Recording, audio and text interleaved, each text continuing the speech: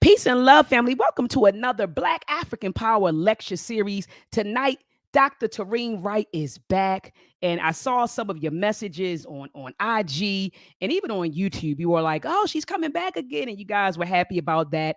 Earlier today, family, I had a chat with our great Grandmaster teacher, Dr. Naeem Akbar, and during that discussion, I was talking about Dr. Wright and how powerful our discussion was on Tuesday. And so she's back again, black again. She's black at it again, family, tonight. And tonight we're going to be dealing with the African exclusion measures. All right. And so right now, family, take a moment out to thumb up this video. Thumb up this video. Also, family, make sure that you're sharing this video. Make sure that you're sharing. You know, the way the YouTube algorithm works, the more you engage it, the more it shows up on, the more it's actually circulated on YouTube, Ashe. And I'm actually going in here right now. I'm on my Facebook page and I'm unlocking it because my Facebook page is set to private. So I just unlocked it to make it public. So right now, family, thumb up this video. Thumb up this video as you come in. Thumb up the video. Share the video, family. And also, if you haven't subscribed to my YouTube channel, be sure to subscribe and hit the notification bell so that whenever I go live, you are notified. All right. And so I see the Maadian families already in the building. A BB Fahodie to you, Loban. Peace and Black Power. I see the Queen Mother, a beautiful mind, is in the building. She says, peace, love, and light, everyone. I see Badu is in the building and says, a BB Fahodie family, a BB Fahodie. And family, I'm going to drop this link in the chat. I'm so pumped up. I don't think y'all understand, man. I talked to Dr. Naeem Akbar today. And Dr. Naeem Akbar he's been in retirement for a while. So it took me 5 years to get that brother to come on. You know what I mean? I had to hound him for about 5 years. I said, Doc, come on. And then I got him. I said, I hit him with, I said, you was just on Tavis Smiley platform 2 months ago, and you keep telling me, no, you retired. And he said, all right. I'm gonna come on. He said, I love your persistence, my sister. So he said, I'm gonna come on. And so he only came on for about 30 minutes, 35 minutes. And so I dropped the link in the chat, family. Make sure that you watch it. It's a really short, it's literally a chat with Dr. Naeem Akbar. It's like 30 minutes. And he was like, I can give you that, and then I can come back, he said, for a formal interview at a later date. So family, was a powerful discussion, and we talked about all kinds of things. We talked about, the state of the Black psychology, collective Black psychology. We talked about, I asked him if he had to diagnose the abos, right? The people who say we are indigenous to America, those people who are trying to completely disconnect from Africa. What do you call them? And so he gave his diagnosis. We talked about that. We talked about his work and what it is spawned out of. And we also talked about, I'm trying to think what else, where his work spawned out of, the state of Black consciousness. And we talked about the ebb and flow of Black consciousness. Because you know how it seems like it's a flow. It's there and everybody's like, pro-Black, and then it goes away, right? And then something happens and we're Black at it, right? And then it goes away. And so what's the evidence, what is the flow of it? What is what causes that? I guess the ebb and flow of Black consciousness. And so we got into that today. And so anyway, family, I dropped the link in the chat. Make sure that you check it out. All right. Make sure that you share this discussion. Okay. I'm getting ready to bring on the great Dr. Tyrene Wright. All right. And so family, don't forget this weekend is going down in Brooklyn, New York. Shout out to Brother Q Butter, who's spearheading this first all Black science fair in New York City. It's for Black students. And this is, the purpose of this science fair is to expose Black students to STEM, science, technology, engineering, and mathematics. And you all may say, well, why are you all doing that, Dr. Maat? Well, we're in the midst of a technological revolution, family. And so if your children are still going to school, and no disrespect to non-STEM majors, man, but right now, we should be pushing STEM in our homes. We should have been doing it because we're behind. So while we're pushing our children to get, degrees in liberal arts, you got Asians and whites, right? And people from India who are pushing their children to get STEM degrees. STEM is making the world go round. And a lot of these jobs that are out here today, they won't be available in the next 5 years. AI and robotics, they're going to be taking over. In fact, actually, got a call from my aunt, not even a call. My aunt sent me a video, family, of she was in, I think I want to say either North Carolina or Pennsylvania, and she was walking down the street and she saw a guy who was operating a drone to power wash like a huge like building. So they're using drones to power. So that would have been probably easy, like a 10-man job. But now they had one man who was operating a drone. Then the drone was power washing a massive building. And so these jobs that they're out here now that are manual jobs or laborious jobs, it's not going to be that in the future. Walmart right now is saying by 2026, all of their stores are going to be automated. And some people told me in California right now, some of the McDonald's, when you pull up, there's nobody there. The McDonald's is that, the store is on automation. I think it's maybe one person there. And so our kids need to be in STEM. And I'm telling you right now, if you're not pushing STEM in your household, you're doing a disservice not only to your child, but to our people, to your family, and to your community, and to our people. All right. We talk all this pro-Black stuff and nation building stuff. Well, you can't nation build without science. You can't nation build without engineering and mathematics. You can't nation build without technology. How are you going to fortify yourself without technology?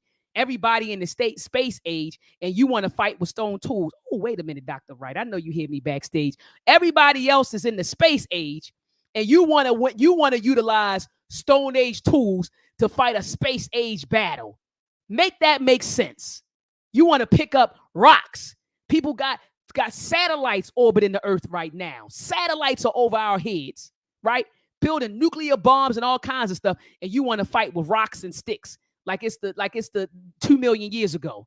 So miss me with all of the pro-Black talk if you're not pushing STEM in your community. So anyway, family, make sure that you support this event. I'm dropping a link in the chat. You know how I get off on my tantrum. I just start going off. And so anyway, family, make sure that you support the event. Even if you can't come, donate $10, $20. You see, we're trying to raise $5,000. We're only like, what, $1,200 away. So family, let's make it happen. Donate $20, $30, okay, to the ZIAX Student Science Fair. Also, family, make sure that you sign your child up. Shout out to Baba Amin.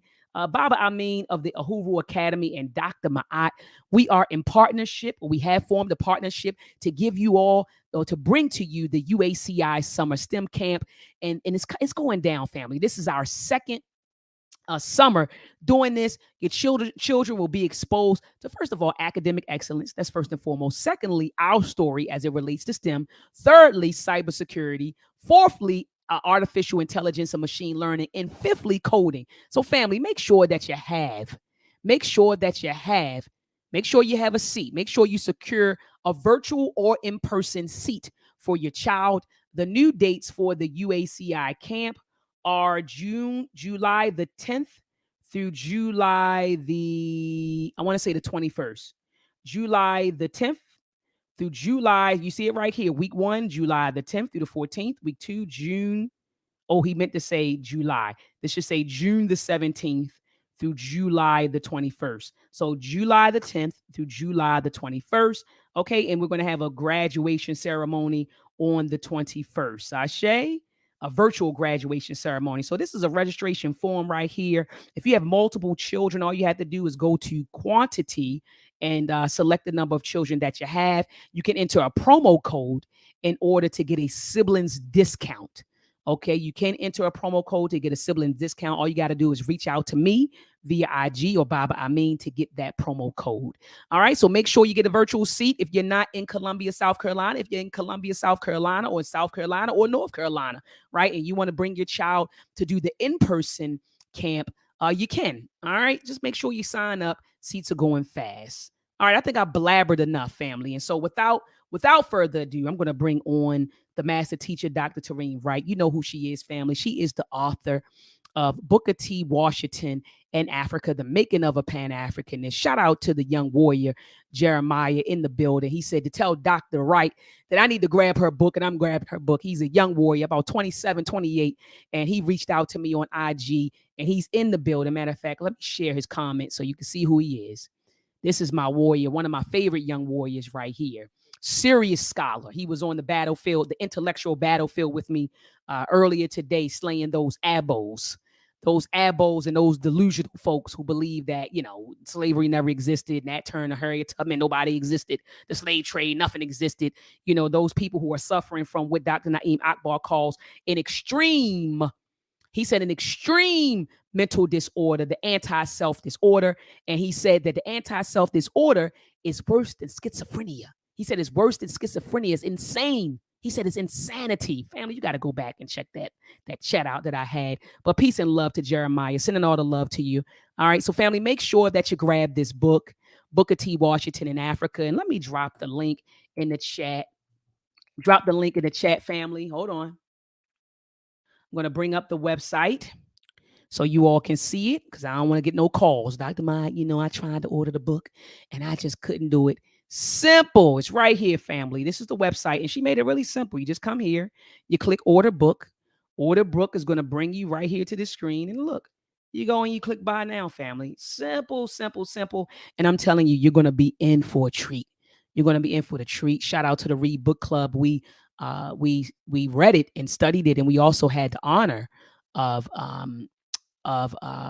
actually conversing with Dr. Wright about her. I call it a masterpiece. It's a masterpiece to me. I mean, you trust me when I tell you, you don't know Booker T. Washington until you've read her work. So anybody that want to come to me and debate me about Booker T. Washington and what he did and what he didn't do, the first thing I'm going to ask you is, did you read this book?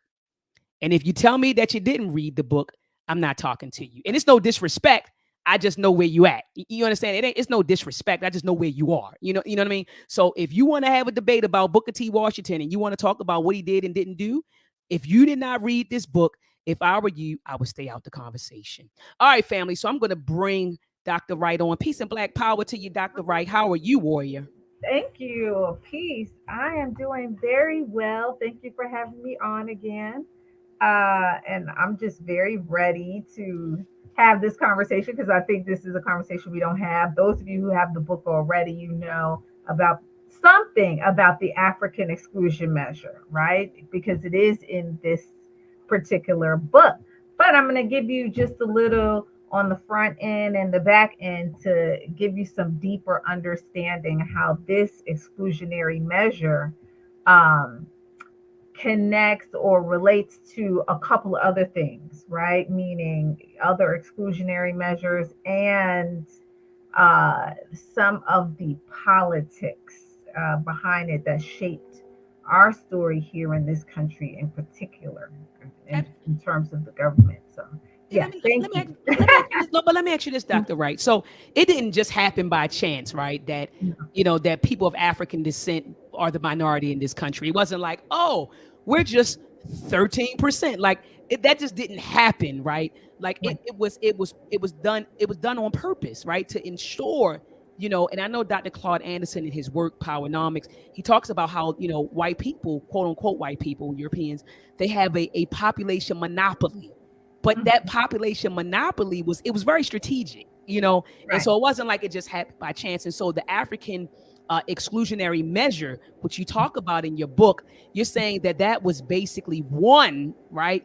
Mhm. One measure, but was connected with other measures to ensure a white majority. Is that correct, Dr. Wright? Well, what I'm saying is that even before, so what I'm saying is that typically here you will hear a lot about other exclusionary measures, right? So the Japanese or the Chinese or the Asian in 1924, I'm briefly going to cover just to give you some background. 1924, 1917, sub Asian exclusion measures. They were immigration legislation that were proposed to keep Asians from becoming a new immigrant class or immigrant population or large immigrant population. Because what's consistent with all these exclusion measures is this idea of one group or another group not being appropriate or apt to assimilate.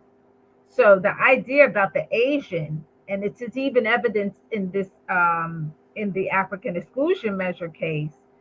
There's dialogue in the Senate about groups, various groups, particularly Asian groups and African groups, that are not likely to assimilate. So Mm. this is where this conversation comes from, Okay. Mm. And there are different steps. So the African exclusion measure, although it was a major instance and an amendment to the larger immigration bill of 1915, it also is something that, in a contemporary sense, we don't know about, right? Mm. We know about, the Japanese population being put in concentration camps in this country. We know about the Chinese Exclusion Act or measure, or the Asian exclusion measures, right? Because there's more than one that was directed at people from Asia. But almost exclusively, we have zero knowledge of the African exclusion measure, that particular case that I detail in my book. And I'm going to tell you how, we got there, what was on the front end, and sort of like what was going on with us, meaning our politics with our Black leadership. Okay. Why it was able to be defeated in the way that it was, right? And some of the others were not. Some of the others passed against other groups, But for us, we did have a Booker T. Washington, right? Mhm, Who mhm, was mhm. not necessarily considered a race leader, as so many, like Du Bois was considered a race leader even by this time. But was he? But was he? But wasn't the boys? When you consider this was Dr. Naeem Akbar said earlier. He said he was a assimilationist. Oh yeah, absolutely. Yeah. Mm, That's mm, what the talented 10th is about. mm, mm, That's what the talented 10th is about, mm. meaning that go into the establishment, assimilate, and then pull up the rest. Now that went wrong, because what the talented 10th has done is go into, or the intelligentsia has done is go into the establishment and essentially serve themselves. Well, let me Oh, ask you this. Let me ask you this, Doc. What uh-huh. would you say to people? And I know we're going to get back to the measures. I'm just thinking about Uh-huh. because you mentioned W.E.B. Du Bois, so I just have some Mhm. questions. Yes, yes, You know, yes, you like my historian brain. I go to you and yes. actually because you just Uh-huh. like I always tell folks, when it comes to history, then no one's messing with Dr. Wright when it comes to this history. So, Doc, what would you say to people who would say that W.E.B. Du Bois was a Pan Africanist? Some people say, well, he was instrumental in. So we said that he's an assimilationist on one hand, but on the other end, people will say, well, he gave us the Africana and the encyclopedia, the Africana. He moved to Ghana and did some work with Kwame and Nkrumah. He all helped to organize the Pan African congresses. And so on one end, we're like, oh, he was assimilationist, but on the other end, people are like, he was a Pan Africanist. And I don't think, I mean, I guess you may evolve I, from one to another, right? You know how well, you always talk about transformative transformation. yes, So I'm yes, thinking, was yes, that a part of his transformation? Did he start off as absolutely. so he started off Yes, as assimilationist and then ended as a Pan Africanist? yes, absolutely. Okay. So I teach a course called ideological training course on Pan Africanism internationally. Uh, so I've been doing that outside of the university for the last couple of years, and so I constantly cover this. But it's also, I give you a little bit of it in the book, right? I give you some idea, and I talk about Du Bois in the context of Pan Africanism, that his Pan Africanism was expressed differently. He would engage in an organizational path to Pan Africanism. So his would be through the establishment of organization. And yes, his major contribution. So his major contribution to the African world is the fact that he initiated the Pan African Congresses. And this is a major thing. This is a major thing because of the simple fact that Du Bois is a complex person, okay? He is not born into privilege in the way people may think, but he is someone who comes into his own consciousness of who he is later on. I use a essay that he writes on, and it's titled "On the Issue of Race" or "On Race," and he gives you his whole family genealogy, which he actually knew. Okay, Mm-hmm. but Du Bois ultimately settles on the fact that he is a child of Africa. Mm. Okay, very important point about him. Now, you know, one thing, 1900, he is a participant in the first Pan African Conference. By 1919, he is the sole survivor of the first Pan African Conference. Everyone in the first Pan African Conference is dead. And Mm. so he is the sole survivor, and he carries the torch of Pan Africanism in that respect. He initiates the Pan African Congresses in 1919, Mm-hmm. along with others, but everyone, Henry Sylvester Williams of the African Association, all of these individuals who were part of the first Pan African Conference, even Booker T. Washington, are dead. They're all Mm. dead by Mm. 1919. Mm. He initiates the Pan African Congresses to be continuous conferences, right? So, as a Congress, repeatedly meeting, Makes right? sense. This, if he never did anything else for the African world and only did this, that would be fine. You know why? Because that would be the think tank through which African leadership would come together and declare that the total liberation of Africa was necessary and inevitable.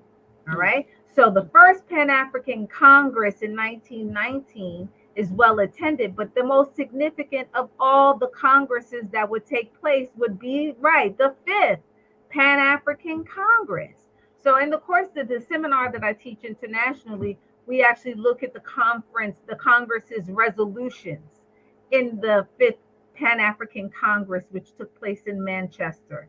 Um, and it is definitively, I'm going off of memory, but it's definitively clear that African leadership are talking about taking their territories back, and that's in 1945.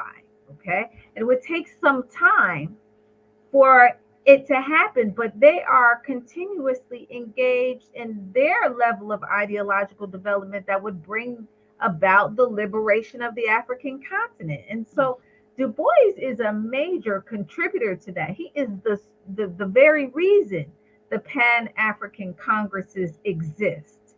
And this is an organizational body, think tank, vehicle for the liberation of Africa. Can you imagine that? Right? Mm. So just in the contrast where we see Booker T. Washington, this man who is born a slave has something to do with the liberation or the sovereignty and the survival of Liberia. That's huge. Well, think of Du Bois in this way. He's born right out of enslavement, 1868. Harvard PhD, which it doesn't really, it does something for him, but doesn't do much for him in the sense because it's rough for him. He talks about and writes about his hardships in terms of employment and all of that kind of stuff. That being said, he ultimately creates this vehicle that is going to usher in a wave of liberation on the African continent. The trajectory is like unbelievable. Okay. Now, he too ends up on the African continent. And I don't know that he saw that, but to speak to your point about Du Bois,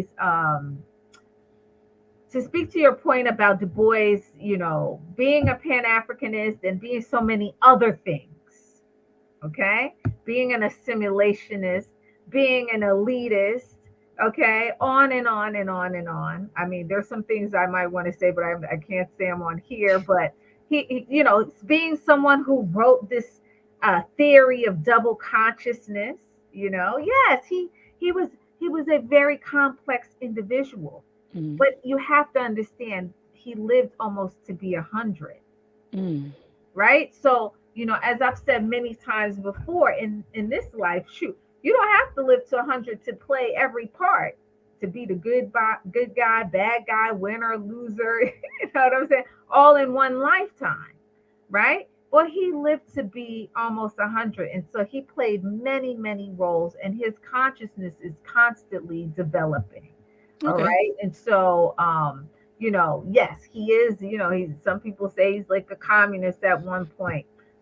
Some people say, because he has, socialist orientation and leanings, but then he is a staunch, elitist, right? The talented 10th, the NAACP, all of these things. And he moves through those spaces. He initiates and even moves. So let me go back. The Niagara movement, right? Mhm. Then um, the NAACP, right? And then, other political organizations, so some people, identify him more in those ways. So you can really pick and choose the voice that you want to identify with because he had so many stages and phases in his evolution and development. And ultimately, he understands what's going on. And I think he dies in 1963, but he gets frustrated with this. He does not see, um, you know, a good way to understand this is this. He does not see the fulfillment of the Reconstruction Amendments. And you have to understand that that very likely made him crazy because he is born in 1868, just after the Civil War.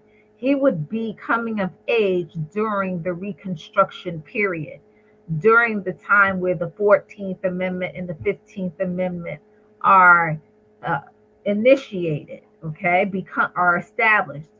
And what was the 14th Amendment? The 14th Amendment is that thing that everybody else is benefiting from, but comes out of our Black freedom struggle, which was naturalization, that being born here made you a citizen. And that means you had the full rights of being a U.S. citizen, okay? And you had the protection of the Constitution, equal protection under the law. That's what 14th Amendment did. So all the rights that any person who had citizenship in this country, you now had, okay? And so many things are born out of that 14th Amendment. Really, immigrants today, or any person who ever immigrated to the United States, benefited from the 14th Amendment, okay? Equal protection under law. Once they come and they have children, or once they come and they become citizens, they have the full protection of the Constitution, okay? Well, then there's the 15th Amendment, the right to vote, right? Well, Du Bois is waiting for those to be enforced.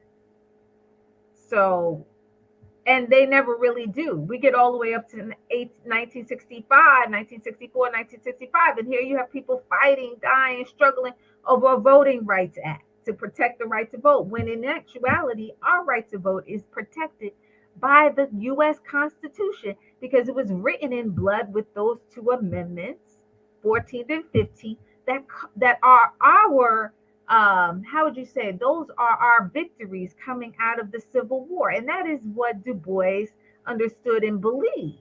And so he's furious. He talks about the 14th and the 15th Amendment being written in our blood, right? And what is he talking about? The blood of the Civil War. Okay? He is correct. He's totally correct. Enforce the Constitution. But if you understand this thing called America, this franchise called America, you know that they never planned to. Not really. The 14th and the 15th Amendment to Du Bois is what we fought for, what we earned, and now we are ready and prepared for full citizenship and full participation in the American franchise. But the 14th and the 15th Amendment to the Republican Party those were political strategies. I believe that. I believe that wholeheartedly. Absolutely. Yeah, I believe that Absolutely. wholeheartedly. Yeah. This population that was counted only as three-fifths, right? And boost the numbers in the South, now they would be counted per person. And the Republican Party is not going to allow that to be a political boost and boom to the Democratic Party and to the South. So what do? 14th Amendment, make them naturalize them, right? Make them citizens. You can count them. Boom, 15th Amendment, give them the right to vote. Now you have these 4 million almost, or at least half of that, because let's say half are women, right? That would not vote still. Black women are not going to vote. But the 15th Amendment gives Black men the right to vote. And it'll take 2 amendments for you and I to vote, the 15th Amendment and the 19th Amendment in 1920. That being said, uh, Black men can vote, but we saw it as the community can vote now. And, you know, now the Republican Party can have an influence. You get what I'm saying? Meaning that it's not a political boom to the South, it is a political boom to them, right? And so that's really what it was. It really was not about us, it was about political power. But Du Bois is us. He's on the other side of that. He believes in it. He knows that our contribution to the Civil War was real, and he is waiting to claim all of that. And it never really happened. Can you imagine him seeing 1950s, 1960s people carrying on and saying, we want to vote, but he's reminiscing and reflecting on the fact that there's a 14th and a 15th Amendment to the Constitution. So ultimately, I think Du Bois is like frustrated, and I would have been frustrated too. yeah, Just like a lot of the frustration that Du Bois felt. I think that, people like Dick Gregory, I had a chance to talk to him before he transitioned. I had a me chance to too. talk to Yes. Dr. Claude Anderson a couple of times. Hmm. And, he was, very frustrated. I'm talking about, these are men who were in their 80s, Yes. and both of them, said, I feel like I wasted my time. You know what I mean? Like, Yes. our people just aren't getting it. So I can only imagine, with Du Bois's, what his frustration, the frustration that he felt towards, the end of his life. But Doc, let's jump into Okay. the measures. All right. And I'm just going to hand you the floor to speak Okay. about the exclusion measures. So I'm going to start with this particular case and give you some details about it. Um, and this case predates the Asian exclusion measures, and so this is also part of the reason why I think it's necessary to know. Now, I'm going to give you a few slides, but I guess it's going to be in the context to tell you how we get to the African exclusion measure, with someone like Booker T. Washington being the person who defeated it, which is, an anomaly for the most part.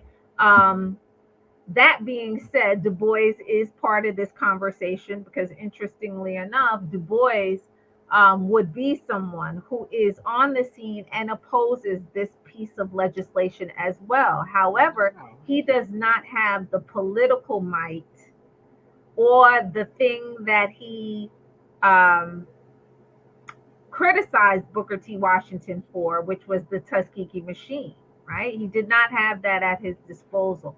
And that is the definitive difference between Du Bois and Booker T. Washington in the year of 1915, when the African exclusion measure is initiated and defeated. Okay. So I don't know. I guess I can just go right to it and really quickly run you through this PowerPoint presentation so you can get the dynamics. And I didn't do this when I was on here before or when you covered the book. So it'll be good for you guys to see this presentation. It is on the book, but I'm going to stop on the African exclusion measure so that, you get, I'll give you the talking points. So I'm going to go ahead, Doc, and do what you told me. Let me see if I could. All right, I'm present. Hold on. Okay. All right now. Present. Share screen. Now y'all gonna see my screen. Hold on. Yeah, I won't add it to the stream until I look to see that your slides Okay, are up. then I. There, you click present, share screen, and then there are three options. You just click share your entire screen, which is in the far right corner. Once you do that, you click on your screen, and then you Yeah, click the blue button that says share. entire screen. And then you select your screen, and then down the bottom, you hit share.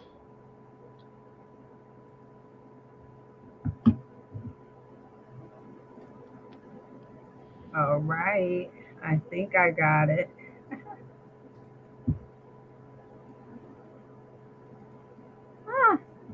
Wait, hold on. No, I don't have it.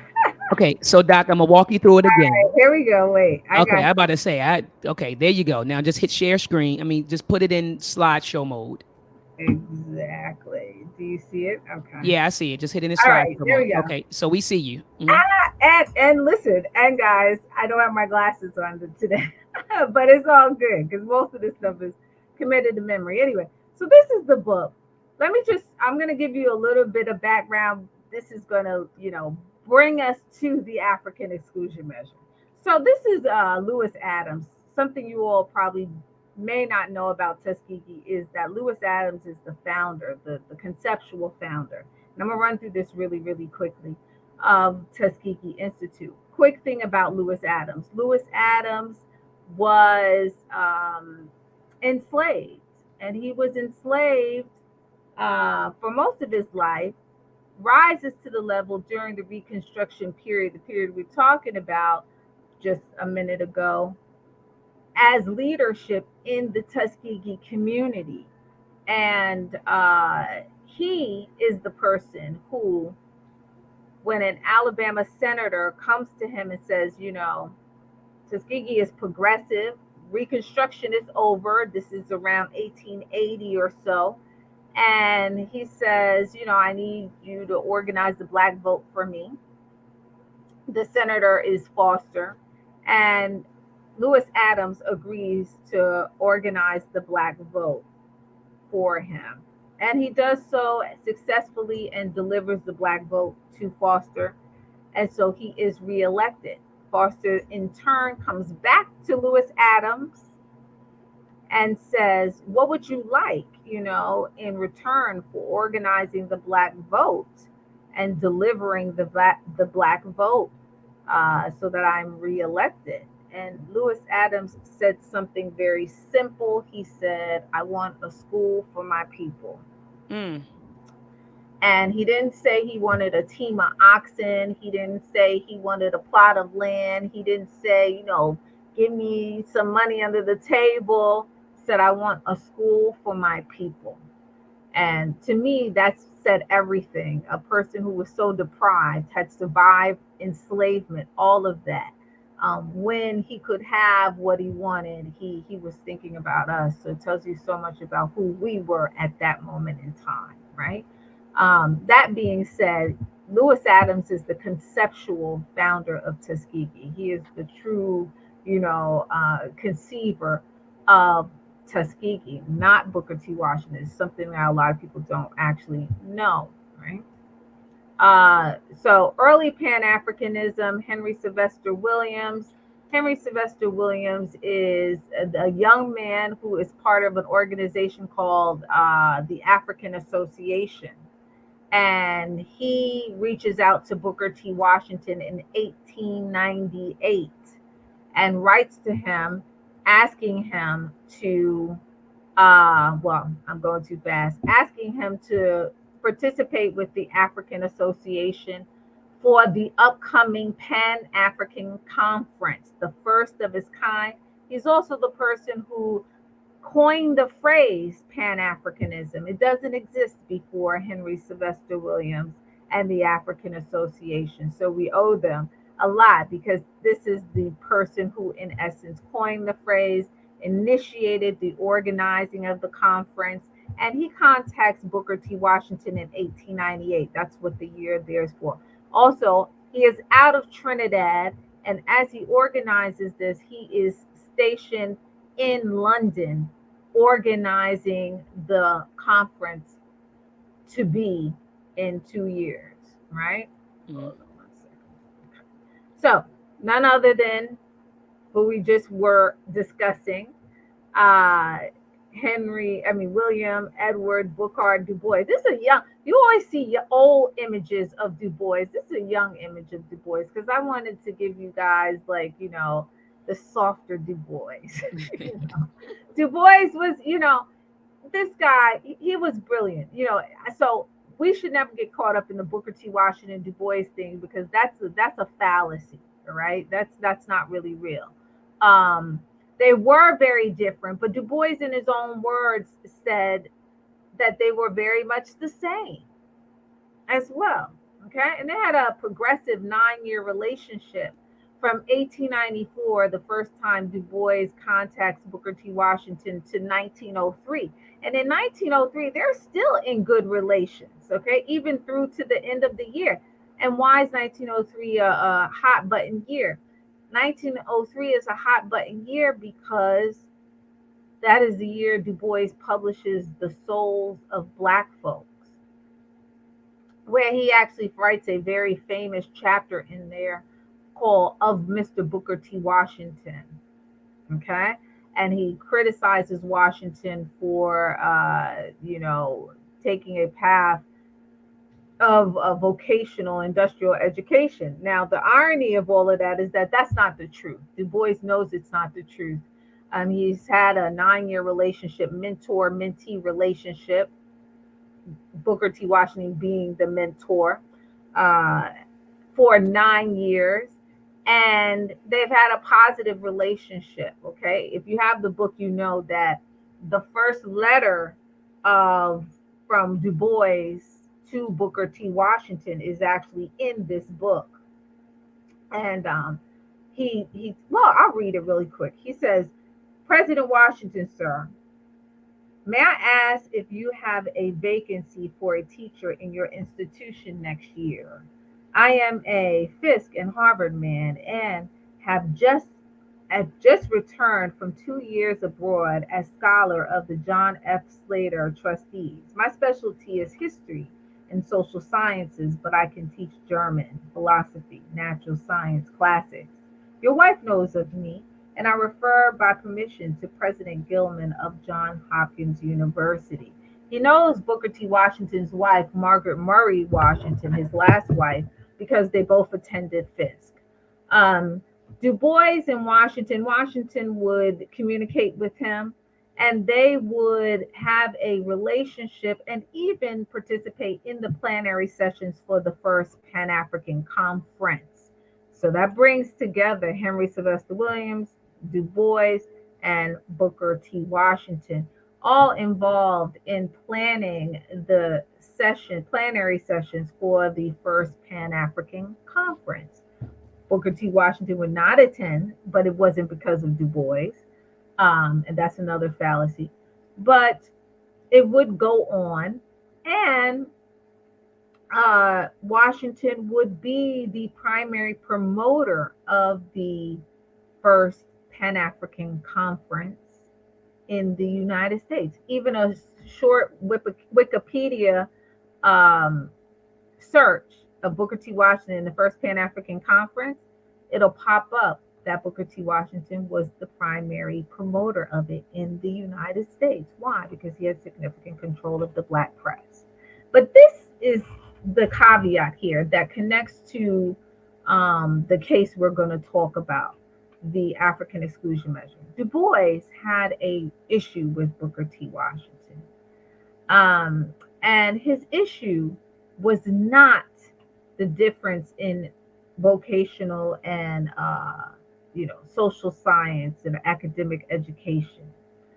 His real issue with Booker T. Washington was Washington's secret network called the Tuskegee Machine.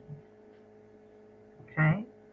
And the Tuskegee Machine was just that, a secret network of power brokers, a small group of men that Washington called his lieutenants, that he had wheel and deal in all kinds of situations.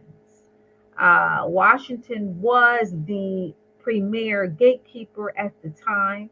He decided who was appointed to what and when and where. He was the advisor to Theodore Roosevelt and Taft. So he is, in many instances, unfortunately, the appointed leader of Black people. Du Bois knows that Washington has this secret network called the Tuskegee Machine. Part of how Washington manages it, in addition to having these human beings that go in as power brokers and have their hands in all kinds of situations, is he controls it through the Black press. through which he has a monopoly. There's only one paper amongst the black press that Booker T. Washington does not control, and that is The Guardian, initiated and led by Monroe Trotter. Okay, Monroe Trotter, through The Guardian, criticizes Booker T. Washington publicly. He is a very vocal critic of Washington. Du Bois has a relationship with Trotter, but he also has a relationship with Washington. My take on his relationship with Washington is that he was a seething young man in the sense that he saw Washington's power as it related to the Tuskegee machine. He coveted it in many ways. Okay. And I do think because of the personal papers, Booker T. Washington very likely had no deep understanding that Du Bois was so angry about his use and even abuse of the Tuskegee machine. Now, why would he be angry about that? Washington, Du Bois had saw Washington silence younger leadership that did not unequivocally agree with him. Du Bois talks about this himself, and if you have the book already, you know in chapter 2 on Booker T. Washington, Pan Africanism and Pan Africanists, I talk about how Du Bois wrote an honest article years later after Washington's death and said just what I am saying now. So this is not speculation or conjecture. In an article called My Personal Relations with Booker T. Washington and Others, Du Bois writes that he decided not to talk about his real issue, which was Washington's secret network called the Tuskegee Machine, how he could decide who was appointed, how he could get people fired, how he controlled the black press, how he could, control U.S. politics in many ways through the Tuskegee Machine and his connections as being an advisor to 2 U.S. presidents. He did not want to say that. So he gave a pseudo issue, which was the vocational industrial education versus, academic and social sciences. He knew that was not true because even if I just read the first letter that he wrote, he tells you that, he wants a job there. Well, if you're a historian and then later on theorize as a sociologist and Tuskegee is simply a vocational industrial school, well, what would you be teaching? There's nothing for him to teach. But even if you just had that, Du Bois' second letter is actually in my book as well, and he tells you what he wants to teach. And I put it in there because people essentially they need to hear it straight from the horse's mouth, so to speak.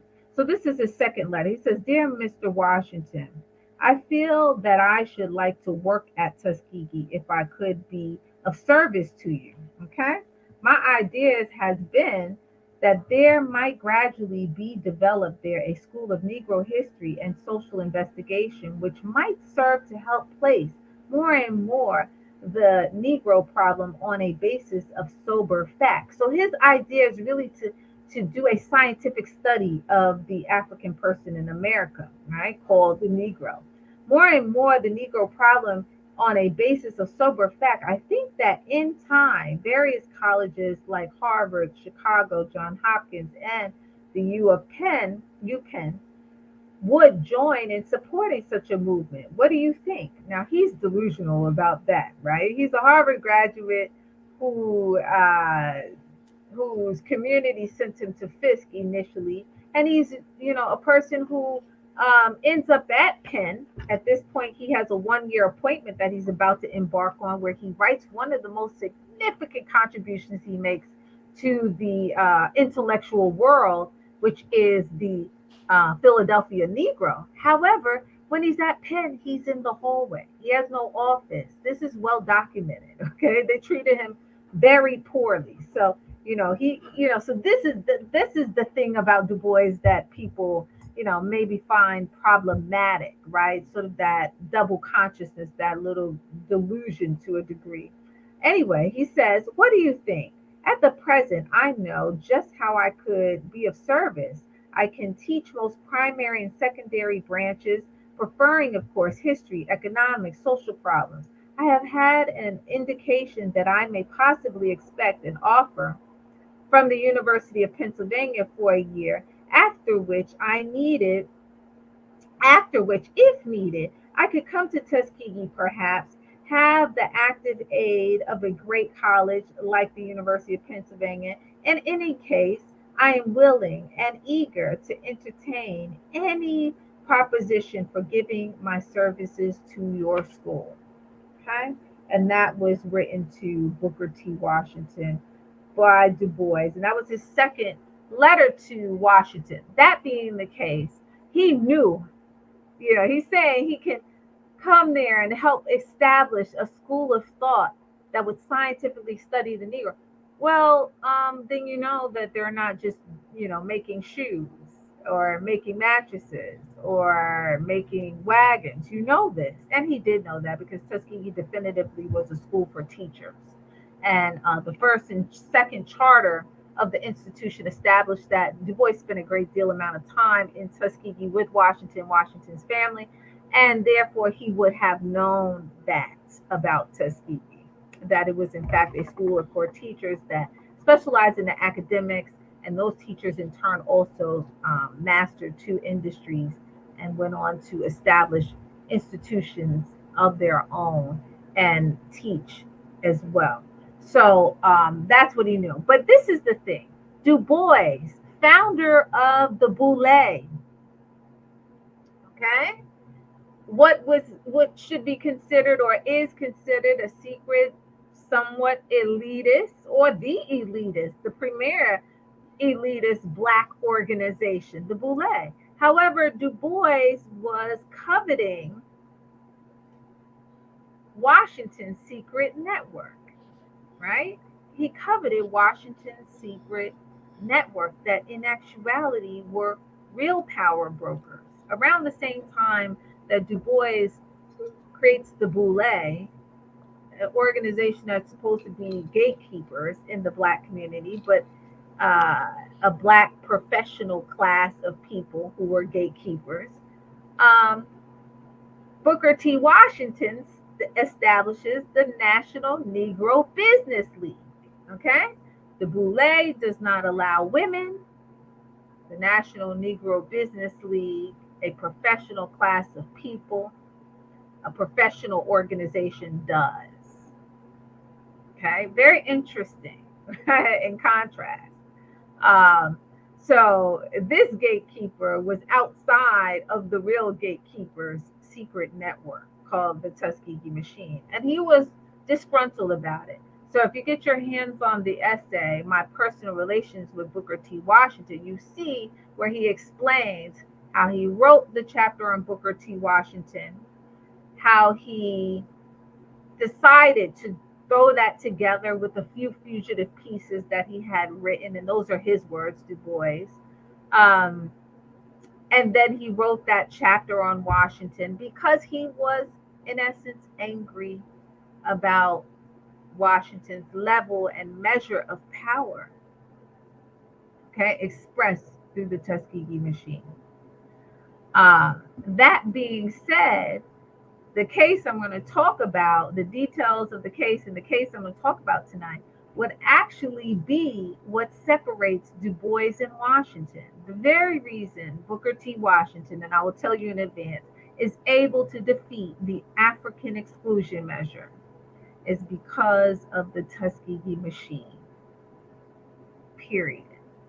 Okay? Why couldn't Du Bois defeat it? Why couldn't Monroe Trotter or any others defeat it?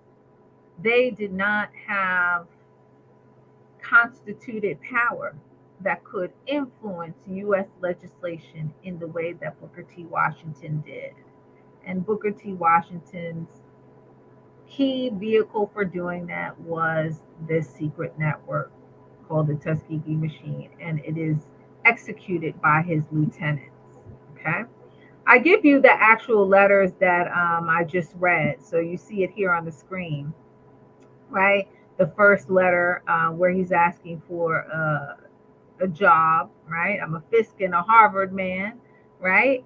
And he goes on to say, and I've returned from the years abroad as scholar of John F. Slater trustees. My specialty is history and social science, but I can teach German, philosophy, natural science, classics. Your wife knows of me. And as I mentioned before, Du Bois went to Fisk because the people who took care of him, he was orphaned very early in life, and he is sent to Fisk by the white people in his community, okay, as opposed to being sent to Harvard had he been a white boy in the same community. Um, International, I'm not going to go deep into this, but this is the International Conference on the Negro in 1912. Very important in the sense that this would be the conference that would allow Marcus Garvey to learn about Tuskegee and then model the Universal Negro Improvement Association after Tuskegee. Okay, but just so you know it, it says the International Conference on the Negro was the first of its kind, held at Tuskegee Institute. The conference was meant to display Tuskegee's 44 industries to delegates from around the African world, Africa, Caribbean, Central, and South America. The conference resolutions would include an initiative to build a Tuskegee like school in Jamaica. So that was part of the conference resolutions. And this is how Marcus Garvey learns about Tuskegee. This image that you all see, this is actually from the Tuskegee archives. This is an image of the delegates and participants of this 1912 International Conference on the Negro. In many ways, this was Booker T. Washington's Pan African Conference, because you would have people come from all over the African world to Tuskegee to participate in this conference. And Tuskegee would open up its 44 industries and encourage them to take back the best practices that they observed there. Okay. Marcus Garvey would contact Booker T. Washington for the first time in 1912, and after learning of the activities of the International Conference on the Negro at Tuskegee Institute, Garvey would assume the task of raising funds to build a Tuskegee-like school in Jamaica, as indicated in the conference resolutions. So, if you know Marcus Garvey and Garvey history, you'll know that Marcus Garvey is raising money for a school. He says that. And you will see in his correspondence and things he writes, and he's traveling around the Caribbean, Costa Rica, and other places, raising money for a school.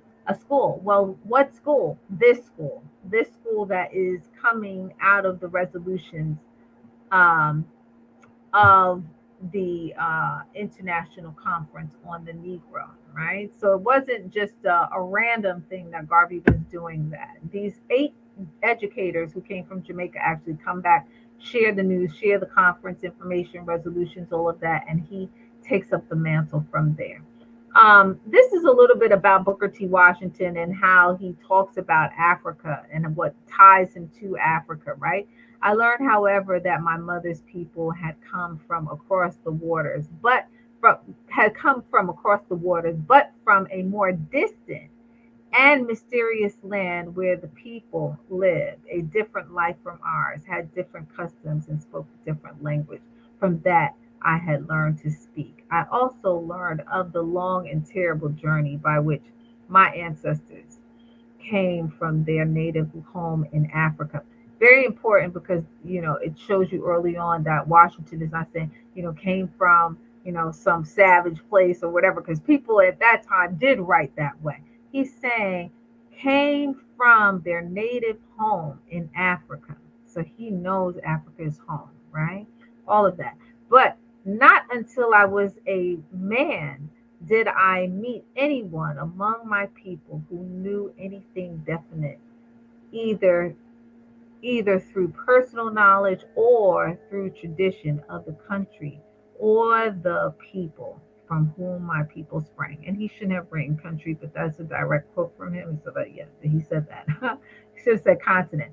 Okay, so the first Pan African Conference, right? In connection with the assembling of so many, this is Washington. Remember, I said you'll find out that Washington promoted the first Pan African Conference in 1900 in the Black press. Well, this is actually what he wrote in one of the papers. He says, in connection with the assembling of so many Negroes in London from different parts of the world, a very important movement has just been put upon foot. It is known as the first Pan African Conference, and first is not there, but representatives from Africa, the West Indian Islands, and other parts of the world asked me to meet them a few days ago with a view of making a preliminary program for this conference, and we had a most interesting meeting.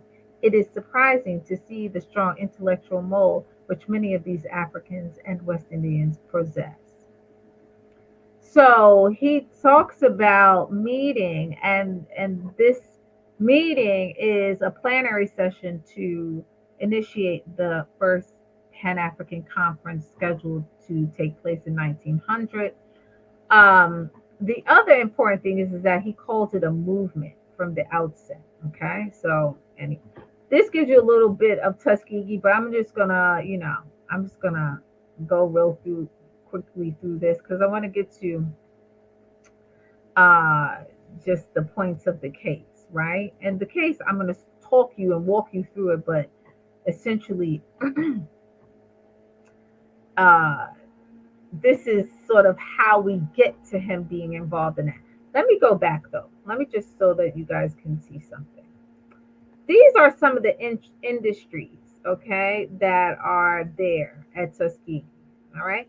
And this is why this particular measure is going to be such an important thing because at Tuskegee are 44 industries. So they have a tailoring shop, right? They have Alabama Hall. Well, Alabama Hall is one of the first buildings erected by Tuskegee students. And yes, those bricks were made there at the institution. It's called Tuskegee bricks. But Tuskegee bricks aren't like any other bricks. They are made out of a very specific Alabama red clay, right? So in Alabama, they tend to have very ruddy red soil. They call it Alabama red clay soil. So the bricks, Tuskegee bricks, are a bright red, ruddy red color. And these are some of the first buildings that were made with those very bricks. So, and this is a vocational, let me just see something. Okay, so this is a vocational class. All right. Uh, course in mental philosophy. Don't ask me. I just know that it was. Agriculture students, right? Okay. And you saw that the history is always taught from the inception. And then this is a course on brick masonry. At the bottom of this page, it you can't see, or maybe you all can see it. I can't see because there's actually a little thing that prompts me to stop the share. But I'll tell you, it's actually in the book as well.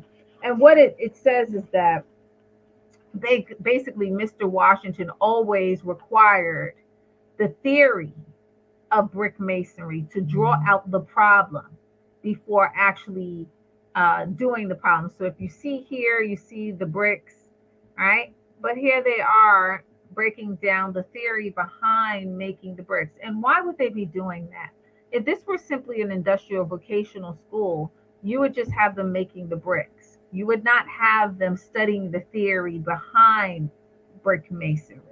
The reason why they're doing that is because they're actually teachers, right? They are preparing to teach people how to do this, right? Not simply execute it, right? So they are studying. They are studying the theory and the practice.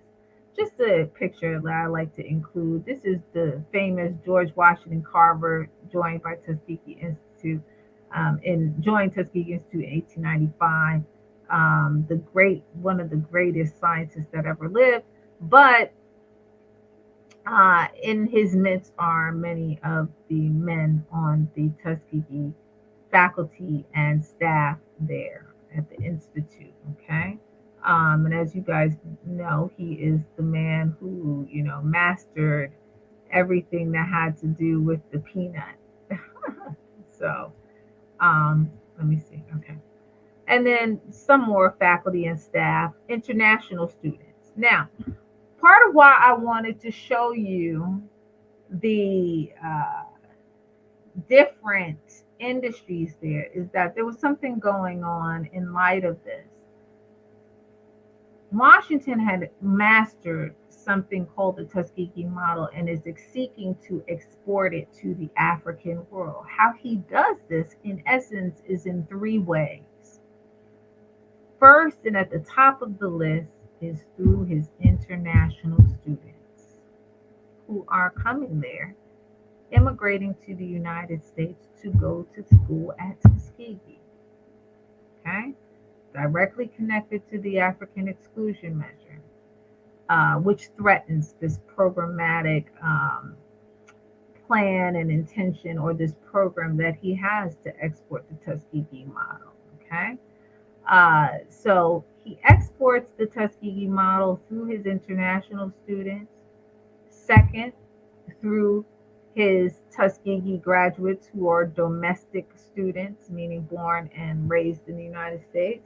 And thirdly, through supporters of the philosophy and vision and mission of Tuskegee. So, in essence, people like Du Bois, I mean, not Du Bois, Marcus Garvey, right, who are familiar, or people like Dube and Chilimbwe and others who you'll see in a second, who are also his international contacts. So Washington is very heavily invested in having movement between the African world and the United States, because Tuskegee becomes a hub for African students in the Caribbean, Central, and South America. This is very well known. Okay.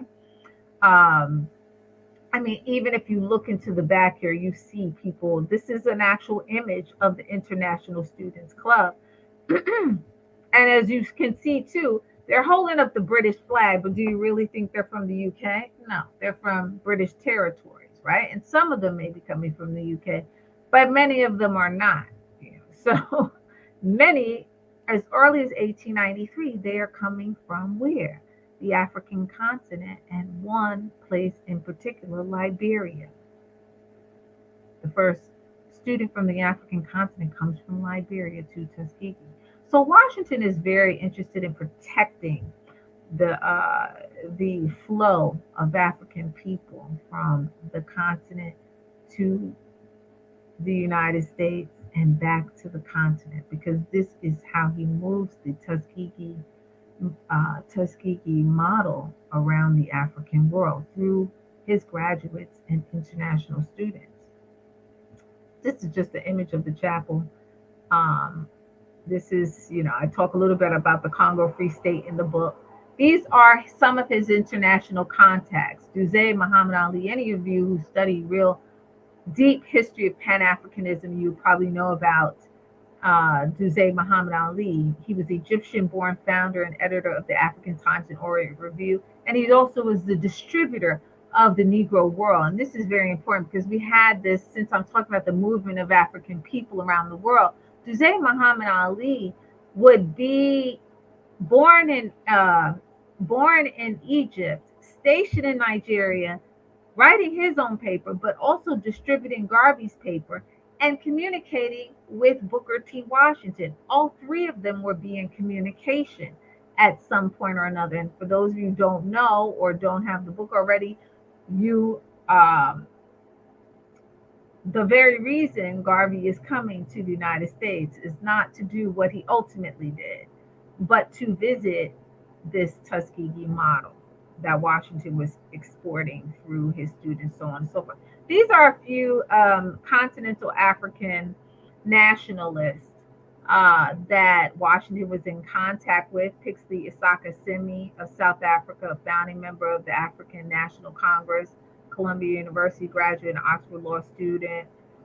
This is Casely Hayford. He would actually make it to this 1912 International Conference on the Negro at Tuskegee. Uh, John Dube, also of South Africa. Oh wait, hold on. Let me go back to this. So just so you go, he's from the Gold Coast. He's from Ghana, right? Casey Hayward from Ghana. John Dube of South Africa. He's the founder of the Christian Industrial School in Holland. He founds the first school founded by an African for Africans in South Africa. So every other school for Africans were founded by the colonial regime, and that's disturbing. The first educator to reproduce the Tuskegee model and its methods in Africa. So this is part of the reason why Washington is interested in maintaining uh, entry and movement of African people around the world, and why he is going to oppose the African exclusion measure in particular, right? So this is the Liberian Commission to the United States. There's another case he's involved in where he's challenging the encroachment of the French, British, and German colonial forces on the ground in Africa, and in an attempt to preserve Liberia. And he is successful in doing that. Um, so this is actually an image of Washington and the members of the Liberian Commission to the United States. Now, once again, too, if this African exclusion measure had been proposed and passed at this time, it would have locked out this Liberian Commission, who in essence came to help the situation in Liberia, but garnered the help of Booker T. Washington in doing so. And so he organizes secret meetings with Taft and incumbent President Theodore Roosevelt and at the White House in order to facilitate helping Liberia. I'm not going to get into that. I'm going to stop right here. And I'm going to stop with the African exclusion measure image, which is in 1915. And what in the world is this? This is a picture of actually the Panama Canal. Okay. And what does it have to do with the African exclusion measure? This is an image of the Panama Canal, and the laborers on the Panama Canal are the people who this African exclusion measure would be targeting. Okay, the laborers on the Panama Canal were the African and Black populations of the Caribbean, Central, and South America. They were the population that would labor and die on the Panama Canal. The United States, under Theodore Roosevelt, would undertake the building of a canal that would allow them to go from the Atlantic to the Gulf of Mexico, through the landmass that is Central America, and then into the Pacific Ocean. This was a major engineering project. They are cutting, what you see here is they are cutting through the land. Okay, and they would create these locks, massive locks, chambers that they would station along the way. And as those locks closed, they would fill that space up with water, which actually would allow ships to rise using the water across the landmass, right? And this would open up the waterway, the Gulf to the Pacific. Now, you do not have to sail all the way around South America, or you don't have to sail all the way around North America to get to the other side of the world. You can do trade from east or from west to east without doing that. Side note, uh, people don't fly, planes don't fly, for those of you who know and who fly, planes don't fly over the Pacific Ocean on top of that. I don't know all the science behind it, but if you're taking a flight, it's going to fly across the Atlantic over and then into Asia. Okay, they seldom take the back door. Okay, meaning across the Pacific. It's just not something that's done. I'm sure there's deep scientific reasons why they don't. That being said, the Panama Canal would open up the West and the East. And the United States would emerge as a superpower in the world because now they would be able to trade in far less time. What ultimately happens is when this canal is completed, there are senators, one in particular, James Reed, who proposed to exclude anyone of the Black or African race from coming into the United States. The reason he does that is because, once again, the laborers on the Panama Canal are primarily identifiably Black and African. Okay. And because the laborers were paid US wages, he felt as though, and they all felt as though, they would think the next obvious step would be to immigrate to the United States because they were used to US wages. Senator Reed from Missouri wanted them to understand, thank you on the question of your labor, no thank you on the question of immigration to the United States. Okay? It is a no. And so, hence, in December of 1914,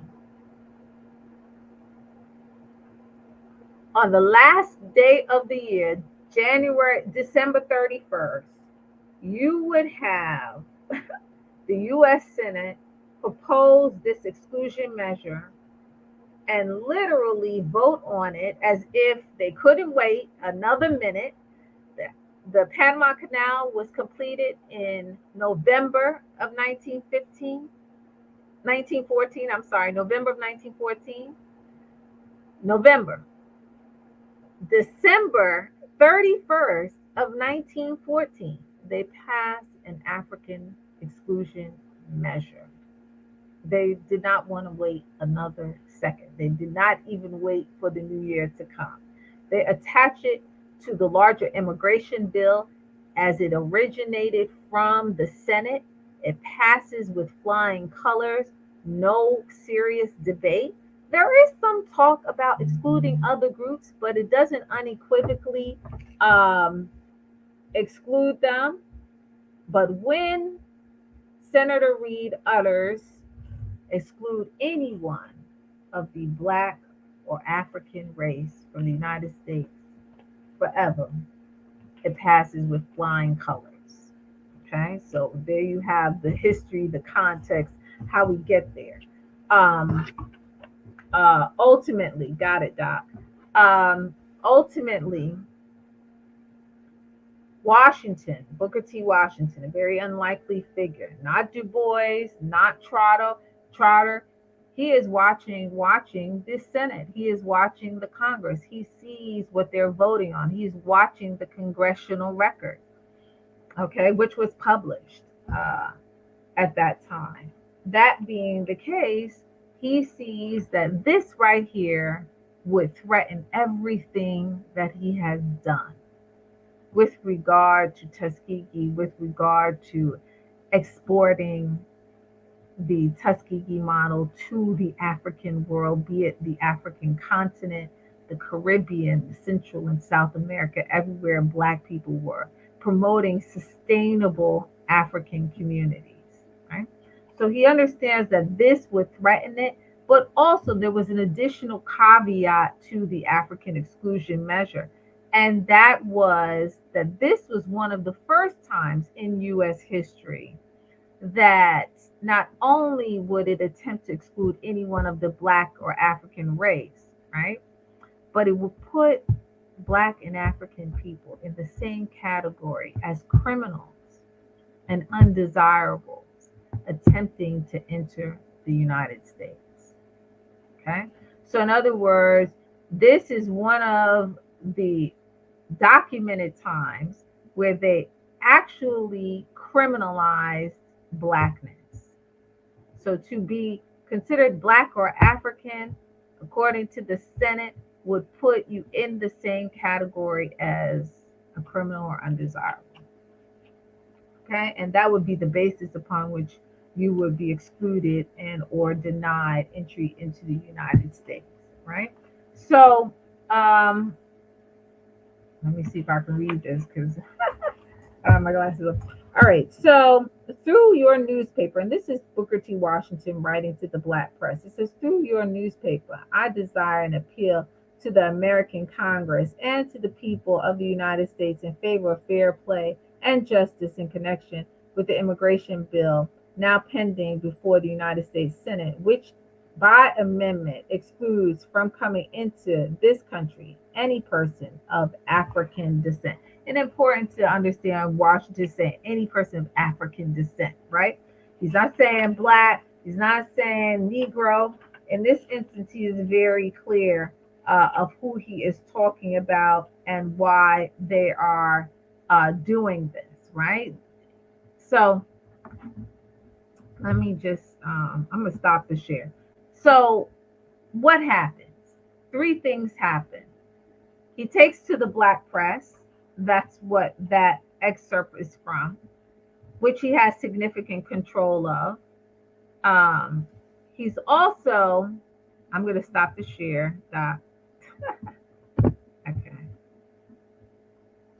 He also, so I'm going to talk about, did I stop it? Yeah, okay, good. Um, so what does he do? He takes to the Black press. He propagandizes, which we always know that we have to do. He propagandizes to the masses of the people through the Black press. But then he also um, sent his Tuskegee machine to Washington, D.C. And they did something that was unique. They did something that we haven't done today. They hold up the Congress, they force a polling of the Congress. And why do they do this? They come into the Congress, they force a polling of the Congress because this allows them to focus on specific politicians and knowing who is voting in what way. Okay. So there is a whole, and I'm actually, side note, this book, I rewrote this book and I rewrote this case where you get a lot more of the direct conversation and what happened on the floor of the House and the details and the debate. But literally, they interrupted the Congress. They poll it, they directly challenge specific politicians. And there is a congressman from New York who actually puts Washington's words on the floor of the House in the context of debate. There are people like Francis Grimke, who is a lieutenant in the Tuskegee machine, and he is on record with Washington saying to him, "Go to Washington D.C. and pull every string possible to defeat this unfair and racist measure." He does that. Now, side note, Grimke is someone who Booker T. Washington seems to be an opponent of, or in the public realm. Washington and Grimke, Francis Grimke, are not known to be allies. However, Francis Grimke is a part of this secret network called the Tuskegee Machine, Washington's Tuskegee Machine. Okay, so it's very telling how they were moving. Now, let me tell you, people would not know this until about the 1970s. Washington died in 1915. 1970 is when people actually get the details of his personal papers that lets you know all of this stuff. So everyone is dead. That being said, they poll the Congress. He propagandizes in the newspaper, the Black press, and ultimately they cut enough deals and influence and lobby and interrogate enough U.S. politicians for them to influence the vote, right? And yes, there is some influence on people like uh, the congressman from New York, right? But it is essentially the Tuskegee machine that executes those very specific details, okay? And it is very fasting. This case takes place between January 1st and January 7th. In that time, Washington learns of the measure, organizes, sends these individuals to Washington, D.C. Francis Grimke is already in Washington, D.C., executes what they do in terms of interrupting the Congress, having it pulled, directly challenging individual congressmen on the vote, getting his words onto the floor of the House through another congressman from New York, all in less than 7 days from start to finish. This is how the measure is defeated. Okay. That being said, when it is all over, Washington writes to some of the others, Du Bois. Du Bois is aligned with him, but is not able to do anything about it.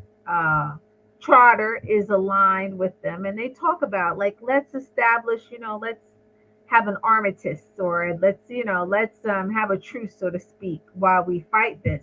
But it is truly only Washington's network that is able to exact any damage and defeat this measure.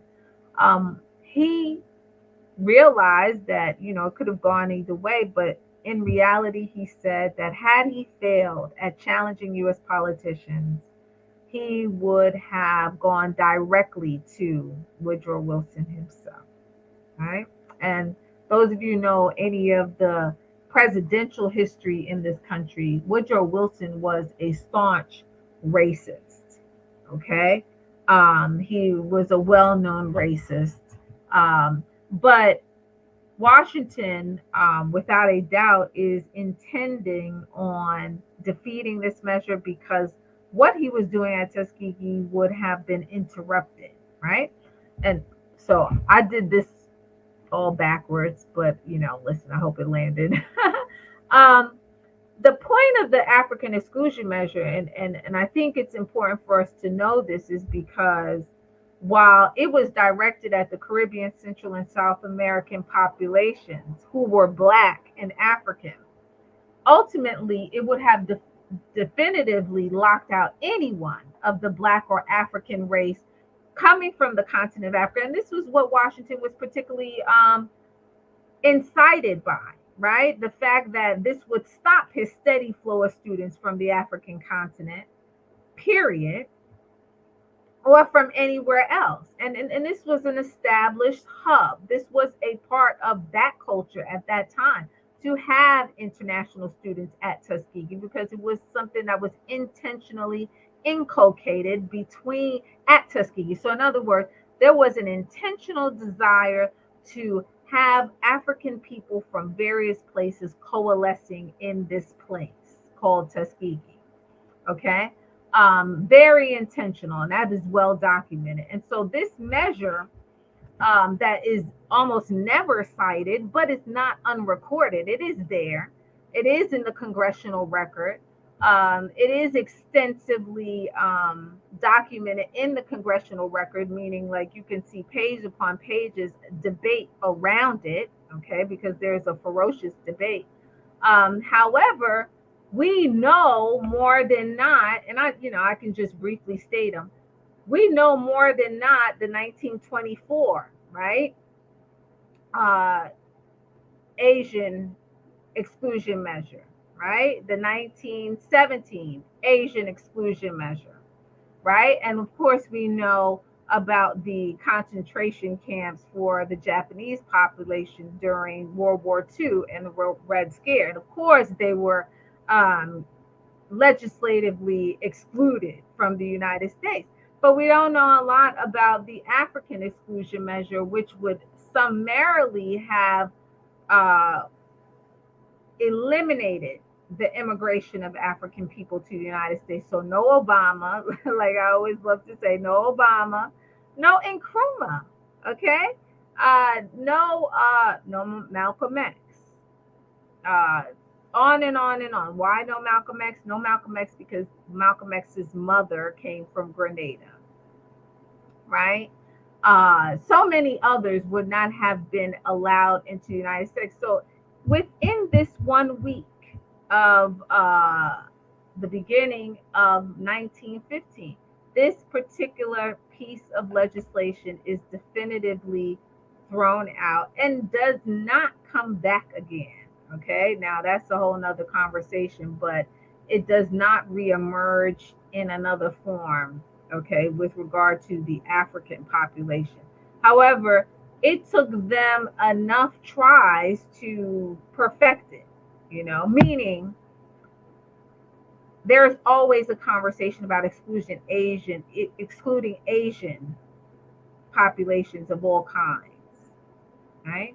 But the one time where the African and Black exclusionary measure is proposed, it is passed without debate in the Senate where it originated. Okay. So there's always play around the other groups that, get thrown around. But the moment a proposed amendment to exclude anyone of the Black or African race is initiated in the Senate, it passed with flying colors, okay, with no real debate. It is in the Congress where this struggle that I'm talking about ensues. So, very interesting and important to understand about the U.S. Senate in particular, okay, and how senators, on behalf of their states, and this could be seen as a state type of fight because different states are saying we don't want any more Black people here. Okay, if you have the book and you have the chapter, there's a conversation about Africans coming to the southern states from the Caribbean who are wholly and partly African, and so there is an active debate and resistance to Black people coming into the South, and Washington took this as an affront to the masses of Black people who were living in the South, in the southern parts of the United States. So I'm gonna stop there. I don't know if anybody wanted to ask any questions about it. But I'll leave it right there. And yes, it is in the book. But you know what? Like sometimes I share different things. Oh, sorry guys. Sometimes I share. All right. My light went out. I don't know why. But you guys, can you still see me? No. Yes? No? All right. You're dark. Yes. Yeah, there you go. Now that's much better. Hold on, Doc. Let me drop this bomb. Fire!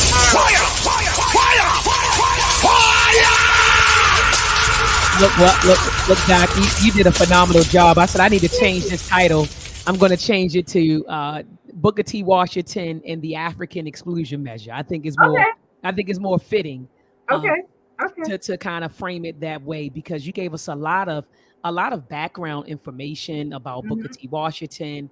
The establishment. First of all, the establishment of the Tuskegee, and it was called Tuskegee Institute initially, right? So Tuskegee Institute, like you said, you showed us the conceptual founder of of the Tuskegee Institute, and then you gave us some background information about Booker T. Washington and his work at Tuskegee, and how all of that kind of, I don't want to say culminated to, but led up to, the African exclusion measure. And so, I salute you and I thank you. I give thanks for your work. Somebody in the chat, and I'm looking for him right now.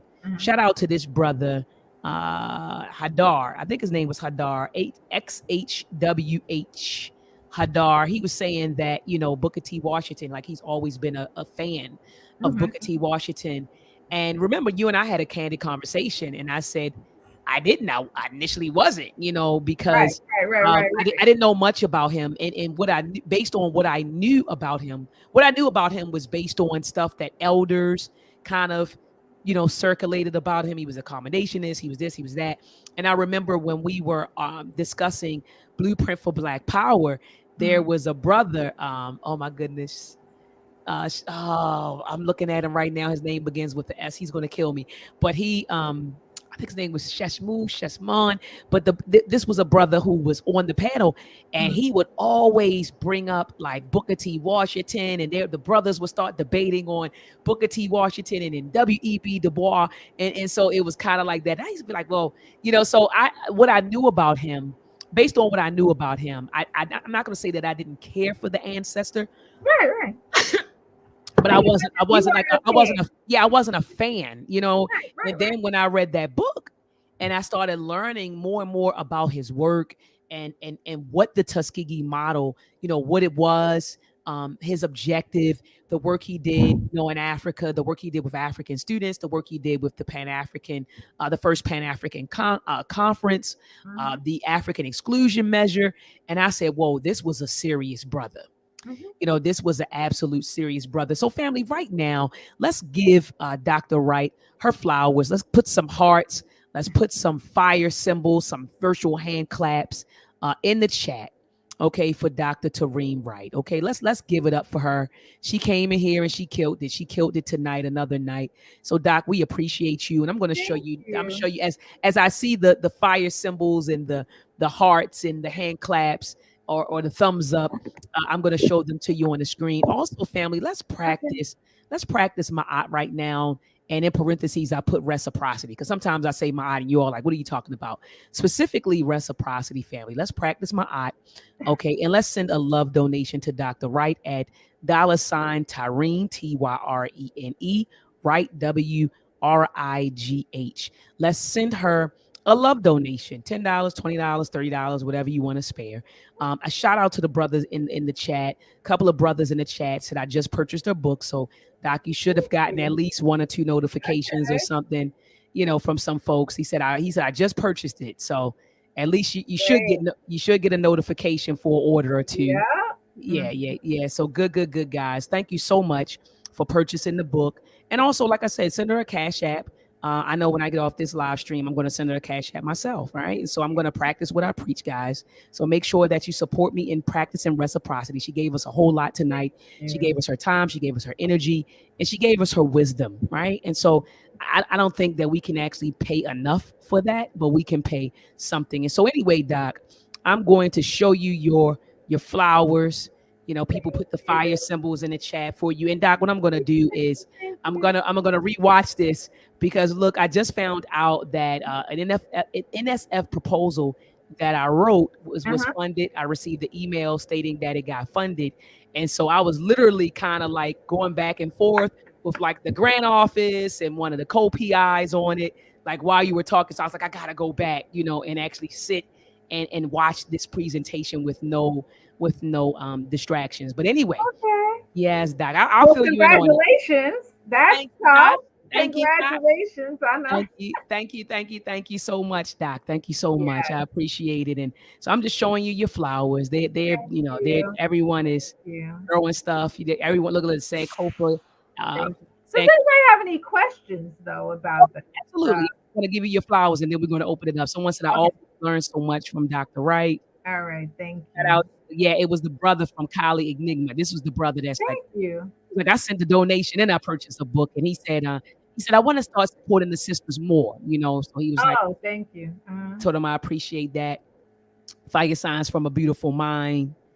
And Thank here is you. brother Hadar. He said the blueprint, however, would only be good if you recontextualize what it means to be a Black American in the 21st century. Okay, yeah, that's another conversation. Yeah. Okay, brother Hadar said I'll be buying her book soon. Appreciate your support. I see right here, Easy Services LLC. This brother, been hanging with us the entire time. So shout out to Easy Thank Service you. LLC. Now, let me say one thing. So, the book, a few years ago, I revised and expanded the book, right? And and so what you guys still got is the original copy. But this after this summer, and I've been dragging it out because people buy, I it's this is the popular version, right? It's more whatever. The next one is sort of, I guess I sort of held on to this one being in circulation more because of the fact that it's more digestible language. Um, I won't say the other isn't. I would just say that the other is, like revised, but more academic. I'll put it that way, right? Yeah, I can dig it. Probably the references. You did some APA. What is Right, you right. did the So this is APA all citations all Chicago, through it. Yeah, right, you went all the way. You went all the way in. I could right, dig it. I could right. dig it. So the difference is that, um, how would you say this is the original version? So let me just say it that way. Okay. All right. But And it family, will I dropped. eventually be out of circulation, probably by next year. Probably Okay. early next So I year. gotta hold on to the. I gotta hold on to the Oh one yeah, I yeah, have. yeah, yeah, yeah. I when the book first came out, so obviously you have a whole bunch of people who teach Adopt Your Book, and I used to teach modern Black and African political thought. So I used to use the book for that. Well, students sell their books back to the bookstore, to the book vendors at the school. So some students sold their books after the semester. Would you know that this book started showing up on Amazon, for went up to $140. Wow. Yeah, because it Wow. is I'm not considered surprised. considered a rare book, right? So limited circulation. So yeah. So yeah, get your You book on copy a yeah, get copy your hands ASAP. on Or history. Absolutely. And family, I dropped the link in the chat. So make sure that you click on the link. Make sure that you click on the link, family, and purchase the book. I made it really easy. All you got to do is click the link, come to this page. When you come to this page, you scroll down, you hit the buy now button. Okay. So you can do that, family. Also, again, let's practice my aunt. Let's practice reciprocity. Oh, Please they send a love are. donation. Yeah, send They a love are. Thank donation to you. Dr. Wright.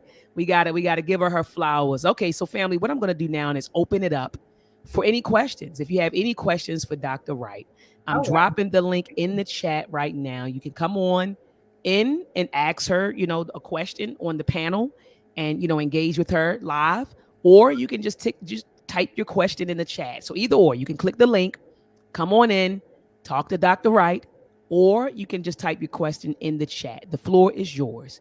The floor is opened to the communiversity, the virtual communiversity. Yeah, the virtual And communiversity. you could let me know whether or not, so if you have a question and or if you want me to clarify something. Like, it landed, it didn't land, I like to know if what I'm saying lands. Like Did it did land, family? Did it land? it Did you land, understand the right? Because presentation? Give I'm us a always thumb up. Give right. us a thumb up if it landed.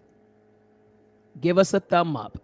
Give us a thumb up if you understood the presentation, family, in the chat. Give us a thumb up. Oh no, tell me they didn't. They did. They did. They did. We got to, it's like a delay on this. So you and I like Oh, on StreamYard all and right. they're watching on YouTube. And so Oh, it's okay, like a okay, 20-second delay. So okay.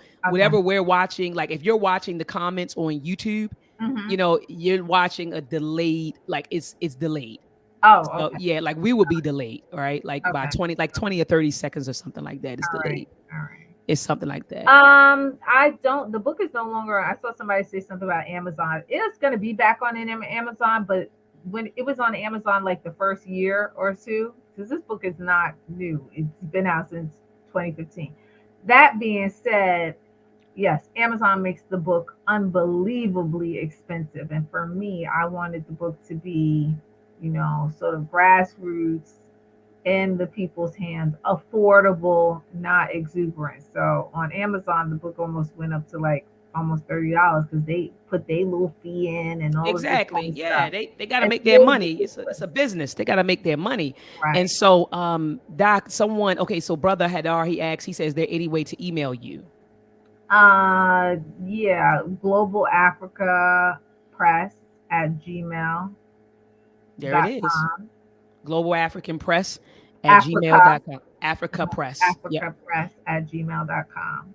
All right. So there you go, brother. So I'm giving you all a chance. If not, I'm closing out, family. We've been on this for an hour and 45 minutes. Okay, I'm Yeah, sorry. so no, it's not you. No, it's not you. The Black African Power series, we usually go like maybe 2 hours. Oh So my it's goodness. not you. It's just if they're not going to ask any questions, I'm not All right, lingering. You so know what I no mean? questions, but so I guess everybody understood everything. Yeah, Right. absolutely, All absolutely. right. So, Doc, do you have any closing words for the listening audience?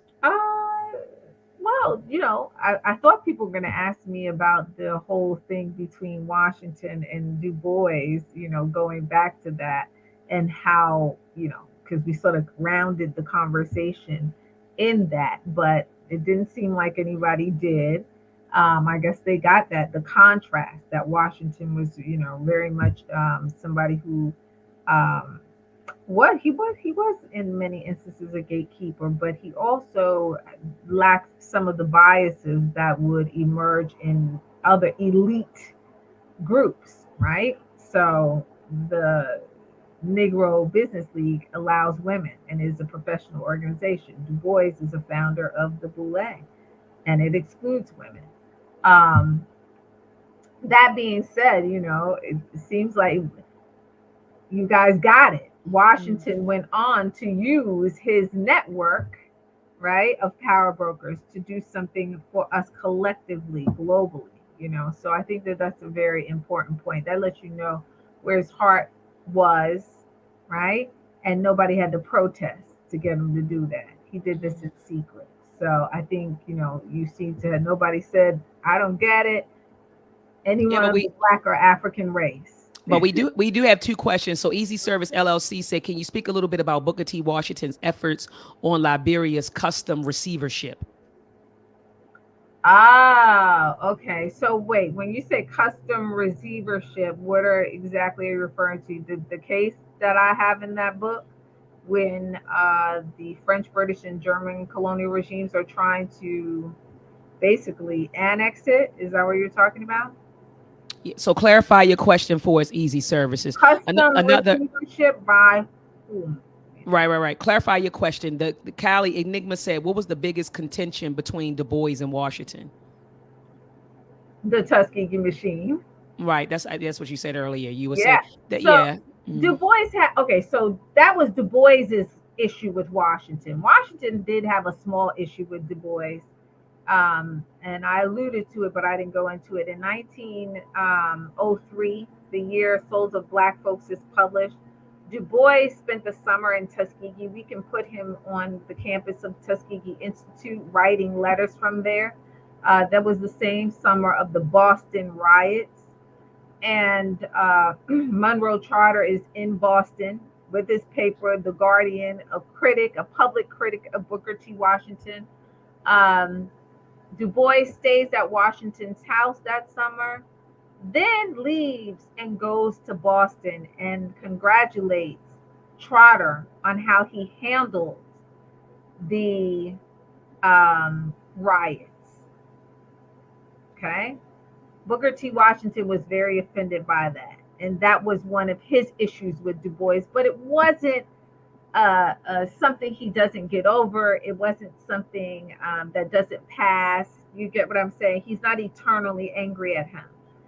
It is a moment, hey, you stayed with me, my family, my wife, my children, eat our food. Then you go and you coalesce with my public critic and chief rival, Monroe Trotter, right? Uh, and so Washington was somewhat offended by that, right? But Du Bois, if you get your hands on my personal relations with Booker T. Washington and others, and I cite some of it in the book, it is very profound. Du Bois is very angry about Washington's use, as he put it, use and abuse of the Tuskegee machine. And that was his chief issue. But as you can see here in the context of the African exclusion measure, it is the Tuskegee machine that separates the two of them, but in a good way. Washington is able to destroy something, exact his power, destroy something that was harmful to all of us. And in this instance, they're aligned. Do you get what I'm saying? Absolutely. But Washington had that power. He And that had was that really, secret network, right? and So that, that and makes a difference, huh? yeah, and that was really the issue that Du Bois had with him. I'm Yeah. waiting for Easy Streets to rephrase. He said yes. I don't know what that means. I guess yes to your question. Oh, so when I said, are you talking about the Liberian crisis?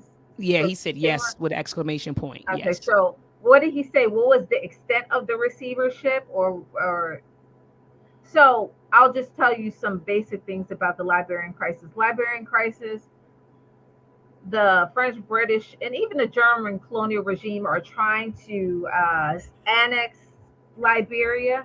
However, none of them have rightful claims to it, as we know. Um, It's primarily the French and the British who are imitating or seeking to imitate each other on opposing borders. Ultimately, Booker T. Washington is the key negotiator in that. It's a long, protracted case. And through the Senate, once again, attempts to remedy this. So he tries to remedy this through the Senate. It falls through, it doesn't work. He tries to arrange a secret meeting, which is successful for negotiations between the Librarian Commission and Taft, Roosevelt, and the Secretary of State at the time, Elihu Root. But that doesn't secure enough. It is ultimately an under the table sort of deal that secures Liberia, a multinational loan that is brokered by the United States, initiated, by Washington, pushing them to do this, that pays off these colonial regimes who should not have been paid off for anything. But that is the only way they take their hands out of Liberia.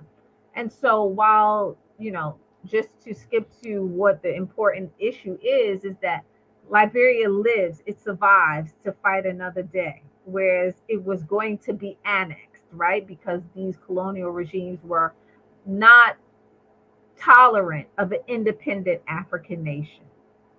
Okay, Liberia is one of only two independent African nations at the time on the continent. Ethiopia, the other, Liberia, the case in this instance. And, they want to annex it. They're like, if the United States don't want it, we about to take this, And so it is Booker T. Washington once again. It is not the best deal. There are a lot of negatives to the deal, meaning the United States gets to put a military base in the future. By this time, they have figured out how they can exploit Liberia through firestone, rubber, right? At the beginning of the case in 1905, 1907, 1908, when the case begins, they don't understand that Liberia has rubber. By the time this is coming to a long end, it is ending, they have figured out that there is rubber in the nation, right? And so there are some caveats there in the negotiations that allow them to put Firestone in the country, okay, the corporation. But ultimately, what it does for Liberia, not putting Firestone in there, what it does for Liberia is it allows Liberia to exist, right?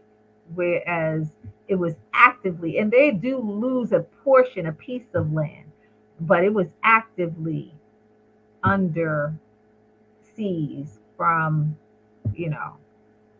the French and the British, particularly the Germans, but definitely the French and the British. So I don't know. I hope somewhere in there I answered your question um, about Liberia and how that happened. All right. Well, Doc, I Yes. appreciate you coming on. Thank I'm getting you. ready. Look, I'm getting ready to go ahead and close out with my announcements for this Yes. upcoming weekend and next week. But Doc, I'm going to give you a call or I'll text you as soon as we get Yes. off because Yes. Yes. Yes. Yes. you've been on with me for 2 hours. So I'll text you. I'll text you what I need to tell you. Oh, okay. Okay. Okay. All Okay. right, Doc. Well, Or I can appreciate stay you. behind the scenes here. It's up to you. No, because I want to Okay. hop off this anyway. So I Okay. could just text you. Yeah, I could text Thank you. you all very much. Thank you. Thank you, Okay. Doc. We appreciate your work. We appreciate your time. Thank you. We appreciate your energy. You got to come back. I don't know when you're going to come back. And I know you're working on something else. Yes. And so I guess when you finish that, then you come back and so we can support your work. Okay. Okay. Yes, All right, ma'am. Warrior. You take Thank you. care. Thank you All so right. much. Peace and Black Power. Okay. Family, we brought, man, Dr. Tyrene Wright was in the building. I don't think you all understand. I don't think you all understand. That sister is brilliant. She is African centered to the core. She is passionate about teaching our people, about educating our people. She's a torchbearer. That's what I consider her. She's a warrior and she's a torchbearer. and she's doing tremendous work on behalf of our people. So salute and shout out to Dr. Tyrene Wright. So family, again, make sure that let's practice ma'at. Let's practice reciprocity. Let's send her a love donation. $ Dr. Tyrene Wright. I know that some of you purchased her book already, and we appreciate that. All right. So make sure that you also send a love donate. Ooh, well, that's the wrong one. Hold on. Don't send it there.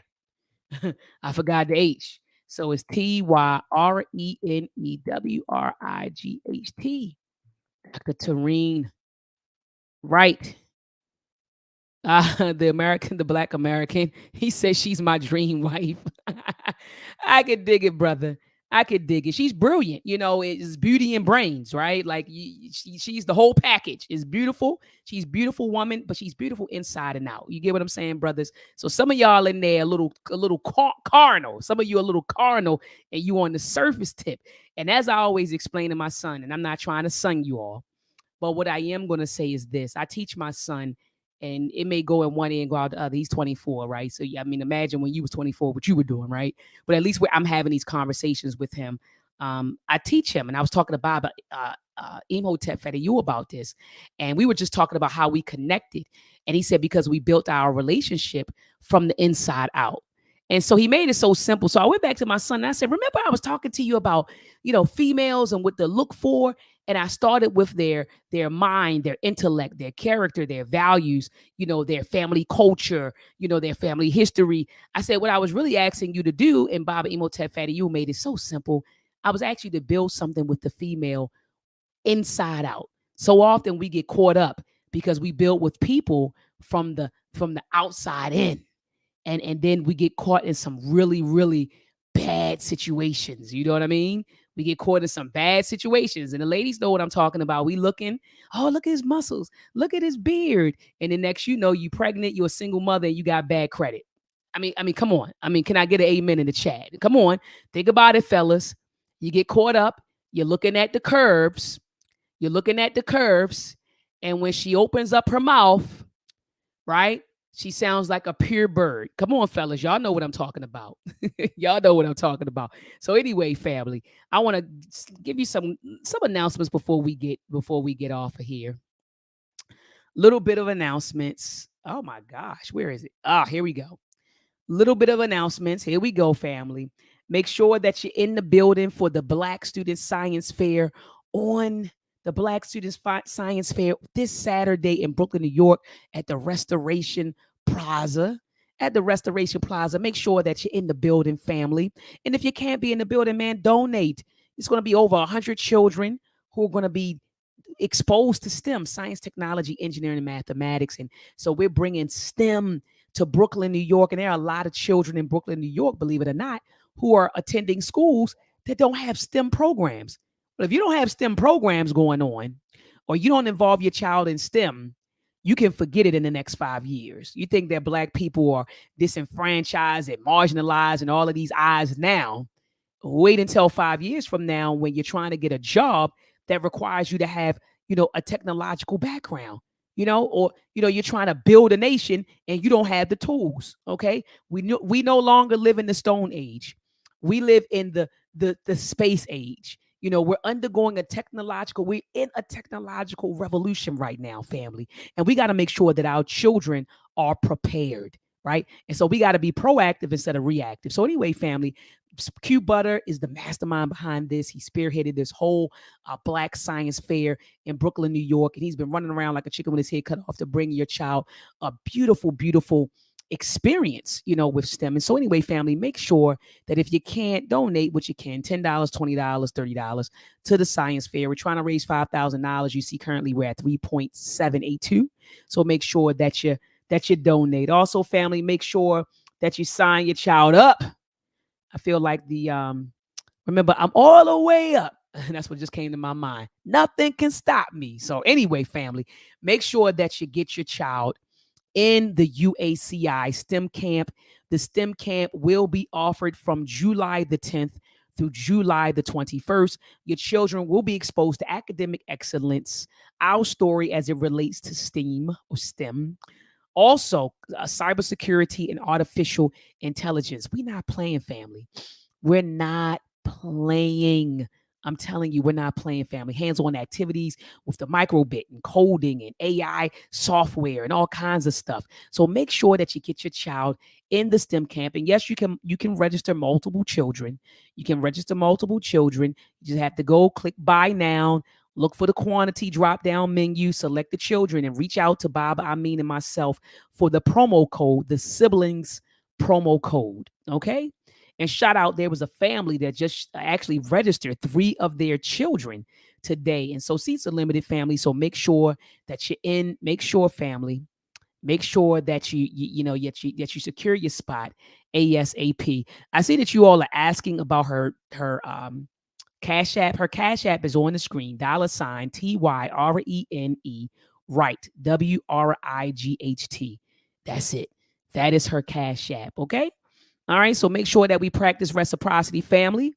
Make sure that we practice reciprocity and let's give back. Yeah. Someone said, absolutely. I always do the A. I always do STEAM. Yeah, yeah, yeah. If you look at my conscious ingenuity program, it's a STEAM program, right? Because to us, science and art were one and the same. Science was art.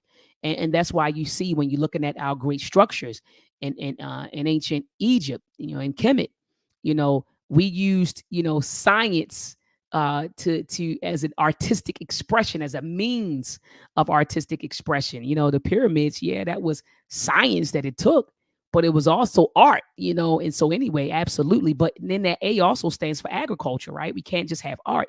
What about agriculture? We got to be able to feed ourselves. As brother Omawale always says, we can't free ourselves if we can't feed ourselves. And I think he got that from the great Fannie Lou Hamer.